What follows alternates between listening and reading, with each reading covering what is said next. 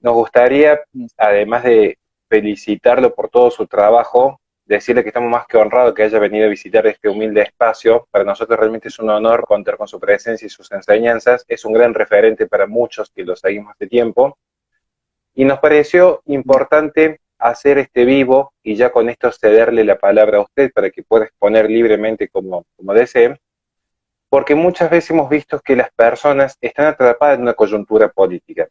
Si entendemos que las necesidades económicas, las necesidades políticas, las necesidades sociales hacen que los seres humanos entren en una vorágine que en el día a día intentan resolver sus problemas atendiendo siempre a los fenómenos. Pero pocas veces hay una actitud crítica en repasar la historia, en ver cuáles son los problemas que hay detrás y en ver cómo es el proceso que nos ha llevado a estar como estamos hoy. Incluso hemos visto que hay un proceso mediante lo que se conoce actualmente como el globalismo, pero que ya se viene pergeneando desde revoluciones de siglos pasados, un atentado constante es lo que se conoce como la sociedad occidental. E incluso el mayor atentado es creer que es posible construir una sociedad occidental sin la cristiandad. Así que en este sentido nos pareció más que oportuno contar con sus conocimientos, con sus enseñanzas, para que nos diga por qué importa la cristiandad en la sociedad occidental, por qué importa la cristiandad en el mundo y por qué es necesario conocer cuál ha sido el pasado de la iglesia, qué rol jugó la iglesia en la constitución de nuestra sociedad y qué perspectiva hay a futuro en esta cruzada en la cual los cristianos creen que se puede servir a dos señores, los cristianos creen que se puede servir a la iglesia y a Dios, pero al mismo tiempo estar subsumido en ese sistema productivo, consumista que ha atomizado al individuo y que se ha puesto de manifiesto en la actual pandemia. Ujú. Bueno, voy a tener que anotar las preguntas porque si no me voy a olvidar en qué orden seguirlas, pero en todo caso me vas corrigiendo, me vas apuntando. Em, yo humildemente voy a dar mi opinión. Yo no tengo acá, digamos, no es dogmático lo que voy a decir, simplemente voy a tratar de enseñar lo que yo he aprendido, ¿no? En ese sentido, me considero un aprendiz de los grandes maestros que hemos tenido, gracias a Dios, en el mundo católico, en el mundo occidental, porque uno se para como en los hombros de gigantes, simplemente. Entonces voy a repetir lo que la Iglesia nos ha enseñado, los grandes pensadores han enseñado. Vamos a la primera, em, respecto a la cristiandad, porque mucha gente quizás tiene en cuenta hoy qué significa ser cristiano, pero no sabe exactamente qué significa esto de la cristiandad, ¿no? Quizás a algunos les suena muy fácil el término cristiandad. Bueno, la primera cosa que hay que decir que es la palabra con la que se mencionaba o se conocía Europa más o menos hasta el Renacimiento. La cristiandad, o mejor dicho, Europa era la cristiandad, ¿no? A partir de las rupturas protestantes se comenzó a llamar más bien con este fenómeno con este nombre de Europa, a partir de la ruptura o del nacimiento de las naciones modernas, si queremos. Pero cuando uno lee en los libros antiguos, por ejemplo, en los libros medievales o en los libros del primer Renacimiento, se encuentra con que Europa era llamada así la Christianitas, la cristiandad. ¿Qué era la cristiandad? Era o qué es, mejor dicho, es el ideal que todo católico debe buscar, y es cuando, como dicen los papas, cuando la filosofía del Evangelio gobierna los estados. No significa que el Papa esté gobernando directamente, puede ser que un Estado haya gobernado el Papa en su momento, el Estado Vaticano, ahora esta rémora que quedó de lo que será el Estado Vaticano, que es una cosa minúscula, pequeñísima, pero es cuando el pensamiento católico domina el quehacer público, ¿no? No solamente el ámbito privado, por ejemplo, el padre Alfredo Sáenz, estoy repitiendo lo que desde chiquito he escuchado. En China hay cristianos, pero no hay cristiandad. Hay gente que cree en Cristo, sean católicos o sean protestantes, pero el Estado es comunista. En cambio, por ejemplo, en la Edad Media había gente que era cristiana y a su vez el Estado mismo, para decirlo de algún modo, o la cosa pública también estaba empapada de los valores cristianos. Quizás algo parecido, para no irnos muy lejos, podría repito, algo parecido, análogo, no exactamente igual, podría verse en algunos países modernos, como por ejemplo Polonia. Hoy en día, quien haya estado, yo tuve la gracia de estar un par de veces en Polonia, no significa que sean santos, o sea, no no se refiere a eso, pero hay una cultura cristiana. Y entonces uno puede ver al presidente de Polonia, por ejemplo, hace un par de años, cuando en una misa se cayó una hostia y él se agachó a buscar el Santísimo Sacramento, casi que le daba pudor tocarle el Santísimo con la mano. Pero no solamente ese gesto de devoción particular, sino que hay una concepción cristiana en las leyes, hay una concepción cristiana en la educación, hay una concepción cristiana en las tradiciones. Ven, es eso lo que se llama la cristiandad, ¿no? Que gran parte del mundo cristiano lo vivió, en parte hasta la ruptura, digamos, protestante, siglo XV, puntualmente siglo XVI.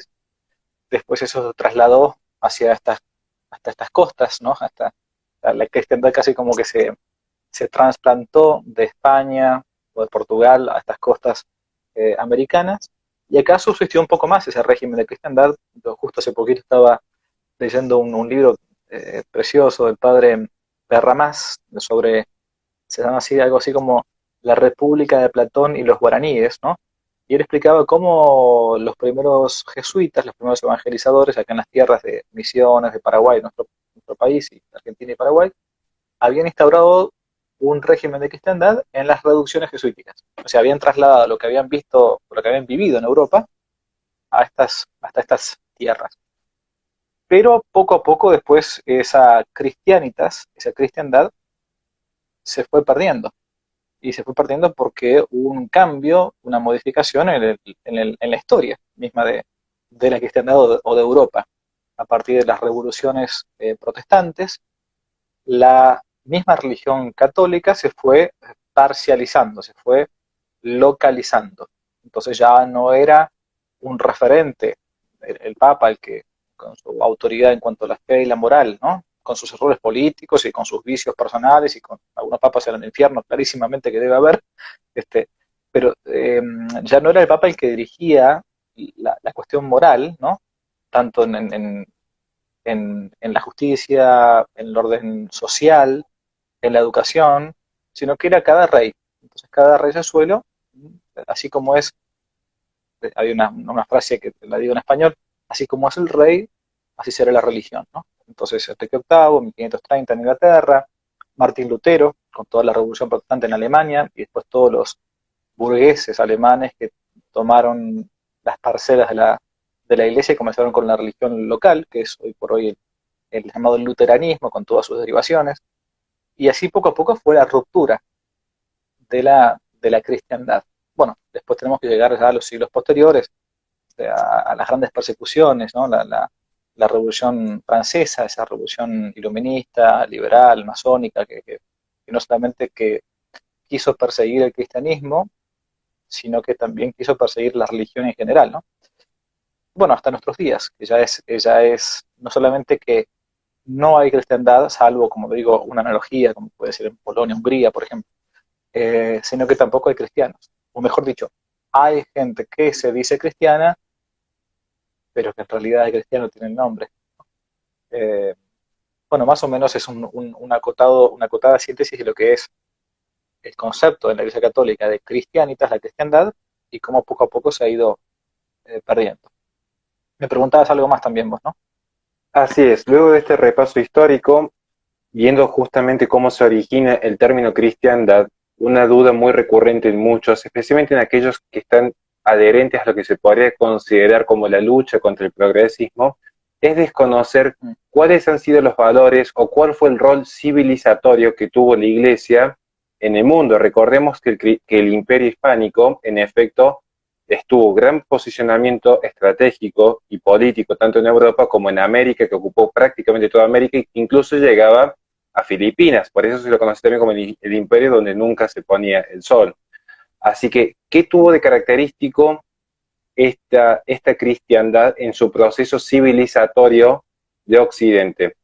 Recordando, y quiero hacer una alusión particular, que todos saben mi corriente de filosóficos, mis ideas, que la iglesia llega a América con la Biblia, con universidades y con hospitales, mientras que otros imperios tan vanagloriados en la actualidad ingresan a China con guerras y con opio. Por eso siempre creemos que es prudente conocer estos conceptos antes de embarcarse a luchas políticas en la coyuntura, desconociendo qué venimos arrastrando culturalmente. Mira, yo, bueno, por mi condición de sacerdote, siempre uno juega con la de perder. ¿En qué sentido? En que cuando uno se encuentra con gente que no es católica o que no es creyente, uno tiene que como demostrarle que uno sabe, ¿no? Entonces, yo no tengo problema en discutir con alguien si tiene intenciones realmente de conocer la verdad. Y cuando uno se encuentra con mucha gente que a veces ha perdido la fe o se ha alejado de la práctica religiosa por distintos motivos, una de las primeras cosas que uno ve es que se le ha atacado la fe a esa persona o comienzan a hablar en contra de la iglesia, no tanto porque están en contra de un dogma puntual, o no te lo dicen así por lo menos, pero comienzan con ciertos clichés típicos que han escuchado en la universidad, que han escuchado en un colegio, o que han escuchado o que han visto en alguna película. Y estos clichés son de tipo histórico, más que de tipo dogmático o moral. Es decir, se utilizan, a mi juicio, humildemente, creo, se utilizan a veces excusas históricas para intentar como justificar la propia vida. Entonces yo, ¿por qué voy a tener que, qué sé yo, no sé, serle fiel a mi mujer, ¿no? Si la iglesia tal cosa. ¿Por qué no puedo yo convivir con mi novia, por ejemplo, ¿no? Si, que esto de los mandamientos y que eso, fíjate, si los curas son todos unos pedófilos, fíjate lo que fue la Inquisición y fíjate lo que fue la esclavitud, fíjate lo que fue el genocidio en América. Es decir, se ataca la fe a partir de la historia. Entonces, te agradezco la pregunta porque es un punto de partida importante que mucha gente, incluso universitaria, que puede tener un título, digamos, en X universidad, en X ciencia, muchas veces no conoce. Por ejemplo, la gente no conoce que la universidad es un invento de la iglesia. No fueron los chinos, no fueron los árabes, no fueron no sé, los bárbaros de la India. Es un invento de la iglesia. La gente no sabe que la iglesia fue la constructora de los hospitales. No existían los hospitales en Grecia, no existían los hospitales en Roma. Era una cuestión de salud privada, digamos, una cuestión privada. Estaba privatizada la salud. Vos llamabas al médico y iba a tu casa. Y si vos eras pobre, eras indigente, no tenías cómo, bueno, lo lamento muchísimo, había que morir. Todos tenemos fecha de vencimiento, dirían. La gente no sabe que fue en la época de justamente 1400, 1300, puntualmente más de 1300, con los templarios que se inventaron los bancos, con las letras de cambio. ¿Para qué? Para no llevarse todo el dinero, digamos, hacia la zona de las cruzadas. La gente no sabe que fue la iglesia la que revalorizó y elevó el papel de la mujer. Uno, cuando uno discute con alguien medio pro-feminista o feminista del todo, basta con citarles el misal, ¿no? El misal es el libro que usamos los curas para la Santa Misa, ¿no? En la Santa Misa inmediatamente citamos a los mártires, ¿no? Lucía, Anastasia, Águeda, Inés, Cecilia, las primeras mártires del cristianismo, ¿no? Eran mujeres, están citadas en el misal, en el llamado canon, el canon romano, en la Santa Misa. La gente no sabe que revalorizó el papel no solamente de la mujer, sino que después la ensalzó al punto tal de que fue una madre, una mujer, la que tuvo al Hijo de Dios, la Virgen Santísima, nuestro Señor Jesucristo. La gente no sabe que fue la iglesia la que terminó con la esclavitud. Yo me he dedicado un año entero, algún día, si Dios me da tiempo, la verdad que voy a intentar hacer un pequeño video sobre cómo fue el desarrollo y la abolición de la esclavitud a partir de la iglesia. Y basta hacer un ejemplo tonto. Ahora estamos con el famoso, el tema, la vida de los negros vale, ¿no? Este famoso eslogan en Estados Unidos a partir de la muerte de este hombre. Bueno, en fin, esto es algo elemental y muy fácil de darse cuenta. Eh, en lo que es la colonización o la conquista de Norteamérica y la conquista de Hispanoamérica o Iberoamérica, podemos ver ahí muy, muy, muy claramente la diferencia de concepción cristiana existía. Concretamente, claramente que nadie va a negar que los conquistadores que venían a América venían solamente a evangelizar. Habría que ser una especie de rusoniano estúpido pensando que el buen salvaje somos todos. No, no, no, al contrario, todos tenemos nuestras pasiones. Nadie se hacía un mes y medio de ida, un mes y medio de vuelta por el mar de Tenebrosum para que nada más que mostrar la cruz y el rosario. Eso lo puede ser un misionero, la gente que dejaba a su familia. Pero sí tenían dentro de sí, a pesar de sus pecados, a pesar de los excesos que van a cometer también algunos de ellos, esto no lo puede negar uno, sí tenían ese afán de evangelizar. Y sabían que los indios, llamémoslo así de modo genérico, ¿no? La situación de la India, los aborígenes, digo esto porque no me gusta hablar de los pueblos originales porque nunca existieron, pero bueno, no importa. Los aborígenes, los que vivían en estas tierras americanas, eran seres humanos. ¿Cuántas veces hemos escuchado a nosotros hablar y decir que no, que se dudaba que si los indios tenían alma? Nadie que haya leído un poquito, no digo que sea doctor en historia americana, pero un poquito de historia, va a responder algo por el estilo. En el codicilo de Isabel la Católica se le plantea al rey Fernando, Isabel, a su esposo, el rey Fernando, que debía tratar a los indios bien. Si los habían hecho un desaguisado, los habían maltratado, debían reparar. Es decir, nadie va a reparar a una persona que no sea persona. Bueno, ¿y por qué digo la diferencia que hay de criterios de América del Norte con América del Sur? Porque el criterio de cosmovisión, no quiero decir ideológico, de cosmovisión de América del Norte es muy distinto del criterio de conquista y colonización de América del Sur. En América del Norte, quienes llegaron a América del Norte fueron los famosos padres fundadores, que no eran católicos, eran más bien puritanos, eran más bien una especie de cuáqueros expulsados de Holanda porque eran extremistas y eran protestantes. ¿Cuál era el planteo más bien calvinista? Calvino es uno de los doctrinarios del luteranismo, de Lutero, ¿no? Planteaban lo siguiente, quiero ser muy claro para que se entienda. A ver, eh, voy a intentar ser esquemático. Dice así la doctrina de la predestinación de los protestantes, al menos de tinte calvinista. Esto lo trata muy bien Max Weber, ¿no? En la ética protestante y el espíritu del capitalismo. Si Dios es Dios, y Dios no cambia, Dios es acto puro, inmutable, no cambia. Y lo que quiere, lo quiere para siempre, dicen ellos. Muy bien, muy bien. Por lo tanto, si Dios lo quiere para siempre, tiene que haber, decía Calvino, algún signo en esta vida de que si Dios nos quiere para siempre en el cielo, ya nos vaya mandando pequeños signos aquí abajo en la tierra. Para decir, bueno, sí, te quiero para siempre en el cielo. Y también, si algún día yo te quiero para siempre en el infierno, te voy mandando ya desde ahora, desde la tierra, signos de que te vas a ir al infierno. ¿Cuál es el signo para Calvino de que uno se va a ir al cielo o se va al infierno? La riqueza material. Por lo tanto, si Dios me quiere y me quiere en el cielo, me va a ir mandando aquí abajo riqueza material. Y si Dios me quiere para siempre en el infierno, me va a ir mandando aquí abajo pobreza.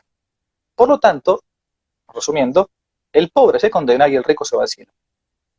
Cuando llegan los primeros protestantes a los primeros 150 años a los estados del este, digamos, ¿no? A lo que hoy conocemos como Estados Unidos, tardan 150 años en abrirse hacia el Far West, lo que se llamaba todavía el Far West, el lejano oeste. ¿Por qué? Porque los indios los veían en un estado de tan paupérrimo que no era necesario ni siquiera evangelizarlos porque estaban condenados a ir al infierno. ¿Cuál es la postura de la cosmovisión católica en Hispanoamérica? Puntualmente acá tenemos en Argentina Santiago del Estero, primera madre de ciudades, ¿no? El centro de nuestro país. Era el crisol de razas, era unirse, era juntarse, era mezclarse. Era rápidamente que el hombre se fusione con el aborigen. Se alentaba incluso el matrimonio rápidamente entre indias y españoles o indios y españolas, porque sabían que perfectamente eran no solamente que eran redimibles, sino que eran almas a las que había que salvar, y por eso se transformó la raza en pocos años. Bueno, pero ahí un poco uno ve la diferencia de esa cosmovisión entre la cosmovisión protestante y la cosmovisión católica. Esto no lo digo yo, lo dicen los protestantes mismos, ¿no? Pero bueno, fue un poco desordenado, perdón, pero la idea era mostrar un poco la división y distinción entre una cosmovisión y la otra. Ha sido más que claro, incluso podríamos agregarlo como un ejemplo práctico y visible, constatable por cada uno. Quienes han visitado Estados Unidos o este tipo de naciones, podrán ver lo segregadas que están entre 20.000 comillas, entiendas esto, las razas o las etnias, si quieren ser más precisos, donde van a ver que tanto lo que son aborígenes o etnias, como puede ser en este momento que se cobra auge el Black Lives Matter, van a ver los segregados que están. Mientras que si uno viaja, y he tenido la suerte de conocer bastante América Latina, ¿por qué son casi el 90% mestizos? Porque siempre se promovió la fusión. Esto ya ni siquiera hace falta ser sociólogo para hacer una investigación de campo, simplemente es salir y ver, caminar un poco en Córdoba, caminar un poco en Buenos Aires, y va a notar en efecto de que siempre, al menos desde la iglesia, se promovió justamente la unión de lo que se puede denominar razas dentro de lo que es el género humano. Padre, ahora ya pasando un poco más a la actualidad, y es un tema que preocupa a muchos, y de paso quiero aprovechar e invitar a todos que sepan que estamos organizando un ciclo de conferencias sobre posmodernidad, así que estén atentos que vamos a hacer los anuncios en breve. Vemos que la posmodernidad viene a quebrar con todo un proceso del modernismo, es decir, la gente que antes había endiosado a la razón y que todo se reducía a esta idea del progreso indefinido y estas ideas de la libertad por sí misma como fin absoluto y último, tampoco dieran lugar y respuesta a las crisis de la humanidad. Muy por el contrario, en el siglo XX se ven los mayores actos de salvajismo donde, tal como lo plantea Roger A. Scruton, líderes mesiánicos que planteaban traer el paraíso celestial a la Tierra, generaron conflictos y todo en nombre de la ciencia y la razón, sea ciencia económica, ciencia histórica. Recuerden lo que fue en efecto la revolución bolchevique, y sin considerar los controles demográficos que ya surgen en Nueva York desde 1916 en adelante y que luego fue promovido por la ONU.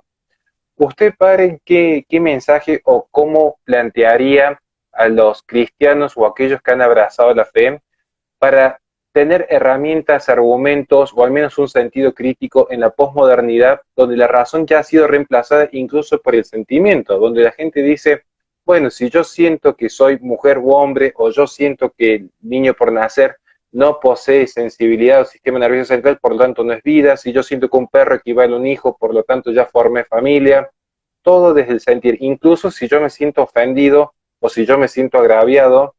¿Cómo respondería usted como católico, como hombre de fe, ante un mundo posmoderno que está en efecto poniendo el sentimiento como un nuevo Dios sobre el globo? Mira, hay un libro, yo leí hace muchísimos años y últimamente lo estoy recomendando bastante porque, bueno, porque siempre es nuevo, de un gran teólogo argentino que fue el padre Julio Membiele. Membiele se escribe. Y se llama eh, El comunismo en la revolución anticristiana. Ese libro es un libro cortito que, estrictamente hablando, habla del comunismo, pero no solamente del comunismo.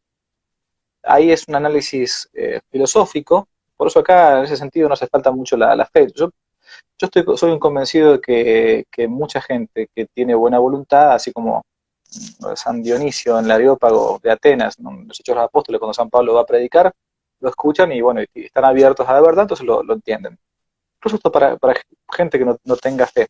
El padre Julio Membiel plantea que el hombre tiene una estructura, ¿no? Una estructura. La primero, para que el hombre que tiene fe, la estructura sobrenatural, después la estructura racional, ¿no? Que la fe no anula la razón, al contrario, la razón piensa la fe y la fe alimenta la razón. O sea, nosotros no decimos como Lutero que decía que la fe, la razón es una prostituta, ¿no? Que hay que sacarla, no para nada.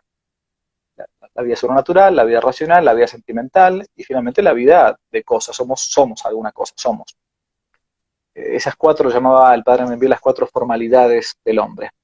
Y algunos filósofos antiguos también decían que esta misma jerarquía de valores, primero la cabeza, después los sentimientos, el corazón, y después las pasiones más abajo, ¿no? La parte de la genitalidad, digamos, implican un cierto, el orden que el hombre tiene que tener. Es la inteligencia la que guía a los sentimientos y sobre los sentimientos a las pasiones más bajas. Pero hoy por hoy parece que está dado vuelta, el hombre está puesto patas para arriba.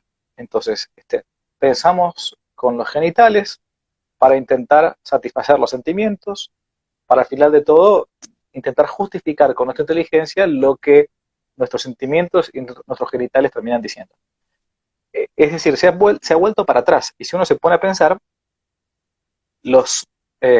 aquellos que más critican los, entre comillas, dogmas del cristianismo o de la iglesia en general, son los grandes inquisidores del mundo moderno. Vaya uno a intentar hoy justificar por medio de la razón, y no hablamos para nada del tema de la fe, ciertos puntos que hoy se creen dogmas intocables del mundo moderno, del mundo, digamos, así, progresista. Hoy existen dogmas, existe la Inquisición, una Inquisición progre.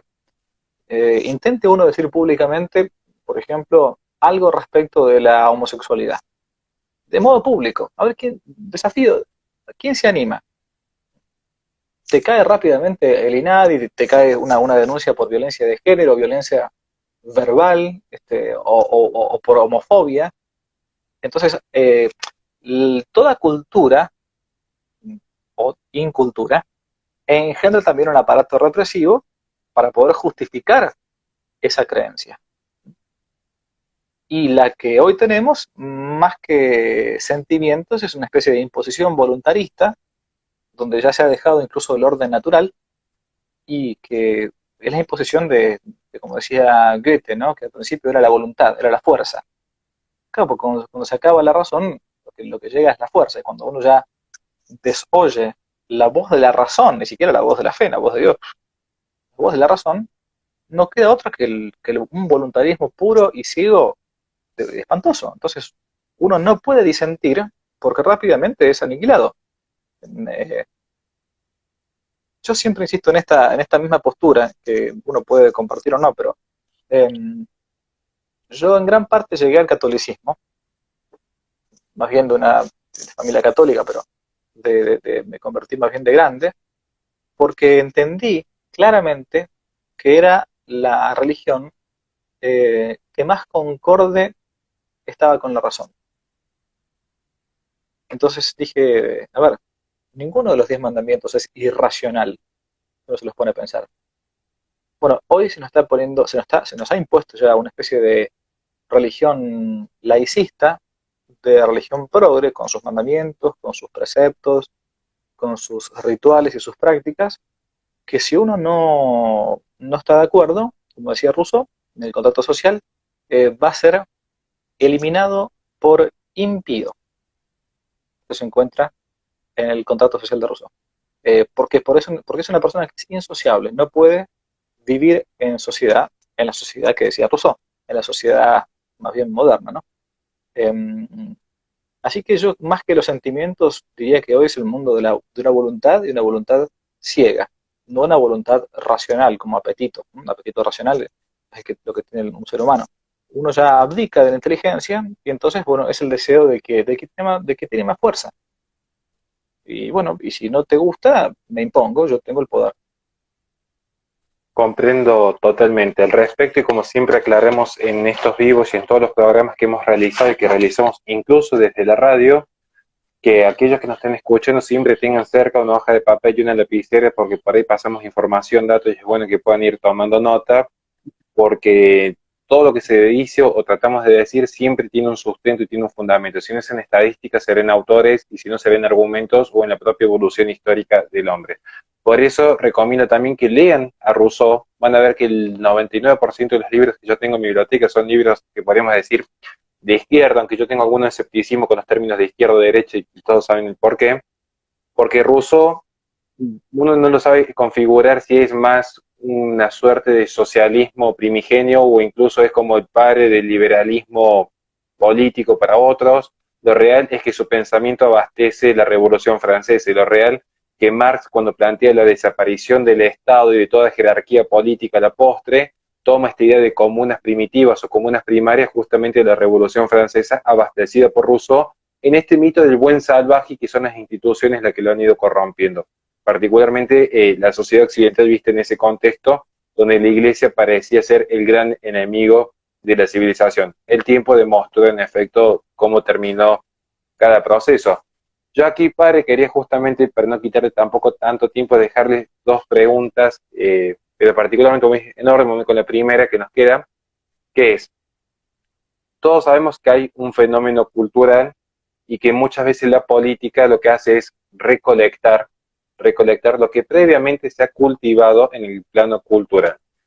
Hemos visto que últimamente hay un auge de lo que se puede considerar una nueva derecha, y a veces hay quizás, yo no puedo entrar en el corazón de cada expositor, así que yo tengo como ciertos niveles de prudencia, pero algunos quizás por oportunismo político, otros quizás porque están plenamente convencidos, pero intenta haber una revalidación dentro de lo que es la lógica de la posmodernidad en estas lógicas identitarias, así como el feminismo es identitario, así como las etnias son identitarias, el indigenismo es identitario.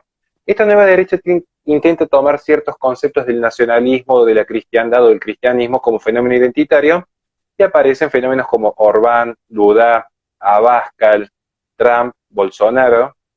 Y acá quería preguntarle a usted respecto a eso, con total libertad y en lo que usted considere, ¿qué rol juega para usted dentro de lo que es tanto la cultura actual como la política actual en este fenómeno de la nueva derecha, el cristianismo como fenómeno, digamos, o si es real o no es real que va a haber una revalidación de estos valores, o será que se siguen rigiendo bajo una lógica de la posmodernidad? Bueno, yo creo que todo lo que sea verdadero le pertenece al cristianismo. Como decía Santo Tomás, siguiendo a San Alberto, ¿no? Veritas aquacunque dicatur ad Spiritu Santo venit. La verdad, diga quien la diga, viene del Espíritu Santo. Así la diga Confucio, Buda, Mahoma o Aristóteles. Entonces, los movimientos modernos de esto que se puede llamar la nueva derecha, digamos, ¿no? Están es tan equívoco los términos de hoy por hoy, derecha, izquierda y todo, que la verdad que yo no soy muy proclive a utilizarlos, más que a veces para catalogar cada tanto, más o menos, este es más o menos de derecha, este es más o menos de izquierda, pero la verdad que hoy por hoy es muy difícil, ¿no? Eh, Creo que estos movimientos, como mencionaste, vamos a poner el caso de Trump, ¿no? En Estados Unidos, eh, lo que tienen de bueno es parte de esa rémora, de eso que ha quedado de un mundo occidental y cristiano. Entonces, eh, por eso también gente bien pensante dice, no, es verdad, no, yo no puedo estar matando a un niño en el seno materno o esperando hasta al noveno mes sacarlo y mientras tenga un piecito adentro puedo cortarlo, porque bueno, entonces todavía es aborto, ahora sería infanticidio si lo das fuera del vientre, 100% afuera del vientre. Entonces, lo que pasa es que estos personajes, hoy por hoy, eh, están diciendo cosas, y esto lo tengo que decir con dolor, ojo, que a veces gente de la iglesia no la dice. O sea, se están ocupando de ciertos temas que cuando a veces ciertos personajes de la jerarquía eclesiástica, o los curas, yo también me incluyo, no decimos. Entonces, claro, termina siendo Trump una especie de padre de la iglesia, ¿no? Y duda de lo mismo, y Bolsonaro lo mismo, o sea, dicen dos o tres verdades, y claro, entonces como la verdad es connatural al hombre, el intelecto humano reposa, descansa en la verdad, como cuando uno hace un problema matemático y, lo entendí, qué bueno, buenísimo, ¿no? No pasa con esto. Es más, soy un convencidísimo de que la inmensa mayoría de la gente piensa bien y no ha perdido todavía el sentido común. Lo que pasa es que esa minoría ruidosa, galopante, es la que parece que nos quiere imponer, bueno, que son muchos más ellos. No, al contrario. La gente normal de la calle sabe que el matrimonio es de un varón y una mujer. O sea, ¿de qué estamos hablando? No deben preguntar a la gente normal. Vamos a La Matanza a preguntar a ver qué opinan de estas cosas. Vamos a un lugar de gente normal, de gente que no ha perdido el sentido común, que no está ideologizada. O sea, legamos del mundo, entre comillas, universitario, de la cátedra universitaria. La gente normal piensa normalmente. Entonces, bueno, eso cuando se refleja en algunos dirigentes, pues nos parece que están diciendo verdades como puños. Bueno, esas verdades como puños son las verdades de siempre, son las verdades que podremos llamar en filosofía las verdades perennes, ¿no? Que no pasan. Y por eso que atrae al hombre, porque el hombre está hecho para esa verdad. Increíble exposición. Y le quiero dejar la última pregunta, padre, y posteriormente una reflexión final para a los que nos están escuchando, especialmente los más jóvenes que por ahí tienen miedo. Pero una última pregunta que es muy recurrente y aprovechando tu sapiencia y el honor que usted esté acá. Es muy común que en el mundo de la posmodernidad la gente intente construirse sus propias religiones. Es muy común que el hombre intente crear un Dios a su gusto y medida y justificarlo. Y uno cuando intenta demostrar que, como bien dijo usted, o sea, la verdad es la verdad independientemente de quién la diga, muchas veces se dice, no, porque yo prefiero crear mi propia verdad, o esta es la verdad y la iglesia está totalmente equivocada, porque mira, la iglesia es un cúmulo de comunistas. Y uno cuando le intenta explicar lo que ha sido el proceso de Gramsci, cuando escribe las cárceles, con una particular preocupación por la iglesia de Roma, porque no, si bien le preocupaba los fenómenos del cristianismo, la iglesia de Roma tenía una preocupación especial en Gramsci. Uno cuando intenta explicarle esta visión del mundo y de que no todo se puede subsumir a decir es comunista o es liberal, que hay fenómenos teológicos que trascienden, hay verdades que trascienden la coyuntura política, pocas veces uno es escuchado. Así que en este sentido me gustaría preguntarle finalmente, padre, es ¿cómo responde usted cuando en pleno auge de la posmodernidad y en decadencia de Occidente, donde las iglesias han pasado a ser más un museo que aquellas viejas abadías sobre las cuales se construían sociedades, y de paso aclaro, las mujeres pueden llegar a ser abadesas, tanto que hablan de que la iglesia oprimía a la mujer, repasemos un poco de historia? ¿Cómo responde usted ante esta decadencia occidental cuando se plantea que en realidad la iglesia es cómplice, que la iglesia es comunista, que la iglesia es socialista, que la iglesia es enemiga del bienestar y de la producción y del buen augurio de los pueblos? Bueno, que la iglesia es comunista, primero, la iglesia no es ni comunista, ni liberal, ni de derecha, ni de izquierda. La iglesia es católica, entonces es universal. Eso es el primer apelativo que le decimos, creo en la iglesia que es una santa católica apostólica. Que haya curas comunistas, que haya curas liberales, que haya obispos, que haya habido papas más cercanos a una ideología que a otra, totalmente de acuerdo.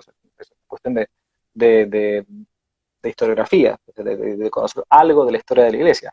Eh, los movimientos católicos, la acción católica en Argentina, hablo de acá lo que más quizás los oyentes más conozcan.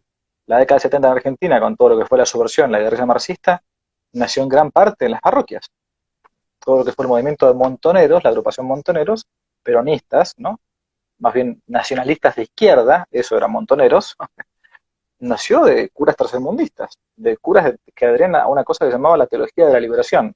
Hoy ya eso casi directamente no existe, hay una cosa un poco más lavadita que es la teología del pueblo, como le llaman, pero uno habla con yo tengo gente amiga que era ex montoneros, guerrilleros, terroristas, y ellos salían de las parroquias. Entonces, ¿había curas que eran comunistas? Sí, había curas que eran comunistas. ¿Que la iglesia ha sido comunista? No, así como tampoco ha sido liberal. Bien, algunos integrantes sí. La iglesia santa no por los miembros, sino por su fundador, nuestro Señor Jesucristo, Dios hecho hombre. Y que la iglesia ha sido enemiga del desarrollo y del capitalismo, basta verlo en la historia. Lo que recién decías antes, los monasterios. ¿Qué eran los monasterios? Cualquiera que haya viajado alguna vez a Europa y haya visitado un monasterio, aparte de visitar el monasterio, que hoy puede estar activo como monjes o puede estar como una especie de museo, miren la ciudad que está alrededor del monasterio.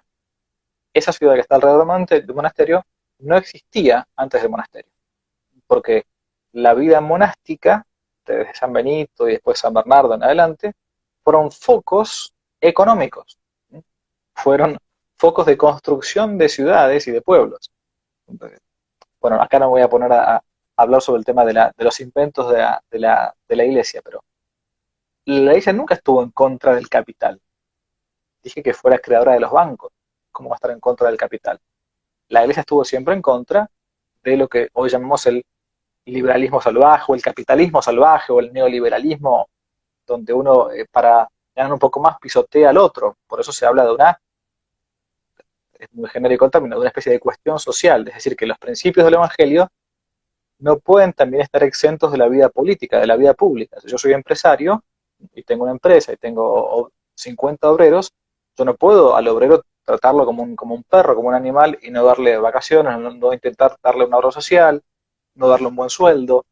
Eso pero es un principio que emana de los principios cristianos, del amor al prójimo, ¿no? Yo no puedo dejarlo como si nada. Obviamente que muchas de estas cosas se han prostituido, se han bastardeado, entonces ahora algunos católicos, incluso jerarcas, plantean que, bueno, hay que subsidiar a todo el mundo. No, la iglesia no. Pero a ver, está en San Pablo, que no quiere trabajar, que tampoco coma, ¿no? Y el obrero merece su salario. Entonces uno podrá ayudar por cierto tiempo, pero mantener gente a propósito y crearles un vicio, y esto está mal.